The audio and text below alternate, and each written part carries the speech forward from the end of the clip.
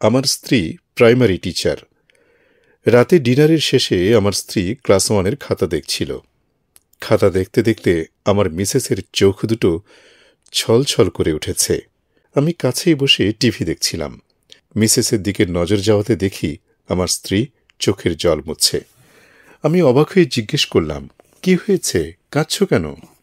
আমার মিসেস বলল, ক্লাস 1-এর পরীক্ষায় এক রচনা এসেছে, মাই উইশ। তো কাঁদার কি হলো? সব খাতাগুলো দেখলাম, সবাই ভালো লিখেছে। তো একজনের খাতা দেখে আর নিজেকে সামলাতে পারলাম না, চোখ দুটো জলে ভরে উঠল। আচ্ছা বলো, কি লিখেছে ওই বেবি? মিসেস রচনা পড়তে শুরু করল। আমার ইচ্ছা আমি স্মার্টফোন হব। আমার বাবা মা স্মার্টফোন খুব ভালোবাসে, কিন্তু আমায় ভালোবাসে না। যেখানে যাই আমার বাবা তার স্মার্টফোন সঙ্গে করে নিয়ে যায়, কিন্তু আমায় সঙ্গে করে নিয়ে যায় না। ফোন এলে আমার মা তাড়াতাড়ি গিয়ে ফোন ধরে, কিন্তু আমি কান্না করলেও আমার কাছে আসে না মা। আমার বাবা স্মার্টফোনে গেম খেলে, কিন্তু আমার সাথে খেলে না। আমি বাবাকে বলি, আমায় একটু কোলে নাও না বাবা, কিন্তু বাবা আমায় কোলে নেয় না। স্মার্টফোনটাই সবসময় বাবার কোলে থাকে।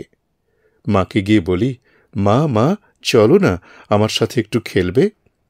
কিন্তু আমার মা আমার উপর রেগে গিয়ে বলে, দেখতে পাচ্ছিস না আমি এখন তোর মামার সাথে চ্যাটে কথা বলছি। আমার বাবা মা রোজ স্মার্টফোনটাকে যত্ন করে মোছামুছি করে, কিন্তু আমায় একটুও আদর করে না। আমার মা যখন বাবার সাথে ফোনে কথা বলে, তখন মা স্মার্টফোনে বাবাকে চুমু দেয়, কিন্তু আমায় একদিনও চুমু দেয়নি মা। আমার বাবা মাথার কাছে স্মার্টফোন নিয়ে ঘুমায়, কিন্তু আমায় কোনোদিনও জড়িয়ে ধরে ঘুমায় না। আমার মা রোজ 4-5 বার স্মার্টফোনটিকে চার্জ দেয়, কিন্তু মাঝে মাঝে আমায় খাবার দিতে ভুলে যায় মা। কিন্তু স্মার্টফোনটিকে চার্জ দিতে ভুলে না আমার মা। তাই আমি স্মার্টফোন হব।